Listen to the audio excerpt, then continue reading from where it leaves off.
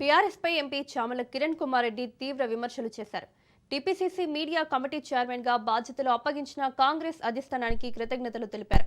CM Revanth Reddy చేసే ప్రతి వ్యాఖ్యను వక్రీకరించి సోషల్ మీడియాలో దుష్ప్రచారం చేయడమే బీఆర్ఎస్ లక్ష్యమని ఆరోపించారు. గోదావరి బనకచెర్ల అంశంలో కేంద్రం వెనక్కి తగ్గేందుకు సీఎం రేవంత్ రెడ్డి, మంత్రి ఉత్తమ్ కుమార్ రెడ్డి కృషి చేస్తారని చెప్పారు. నీళ్ల పేరుతో తెలంగాణలో మరోసారి సెంటిమెంట్ను రెచ్చగొట్టాలని బీఆర్ఎస్ ప్రయత్నిస్తోందని విమర్శించారు. కేంద్ర నిధులు తీసుకురావడంలో బీఆర్ఎస్ విఫలమైందని, వరుస ఎన్నికల్లో ప్రజలు ఆ పార్టీకి తగిన తీర్పు ఇచ్చారని అన్నారు.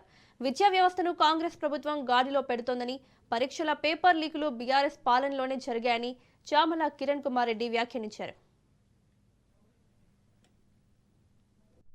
10 ఏళ్ల బీఆర్ఎస్ పాలన, నీళ్లు నిధులు నియామకాల నినాదంతో వచ్చినటువంటి బీఆర్ఎస్ ఏ విధంగా రాష్ట్రాన్ని పట్టించుకోకుండా ఏ విధంగా రాష్ట్రాన్ని అప్పులపాలు చేసిందో, ముఖ్యంగా పోలవరం బనకచెర్ల ప్రాజెక్టు విషయంలో కేంద్ర ప్రభుత్వం వెనుకకు తగ్గడం ఎవరు చేసినటువంటి కార్యాచరణది, ఎవరి కృషి వల్ల జరిగింది?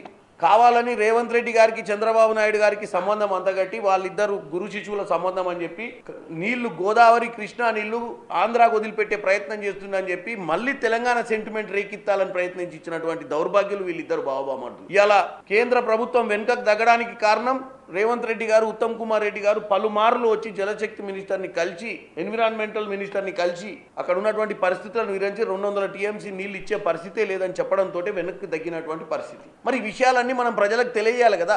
వాళ్ళు కేవలం కాంగ్రెస్ పార్టీని, రాష్ట్రంలో ఉన్నటువంటి ప్రభుత్వాన్ని నిందలపాలు చేయాలనేది ఇవాళ మరి ప్రూవ్ అయింది.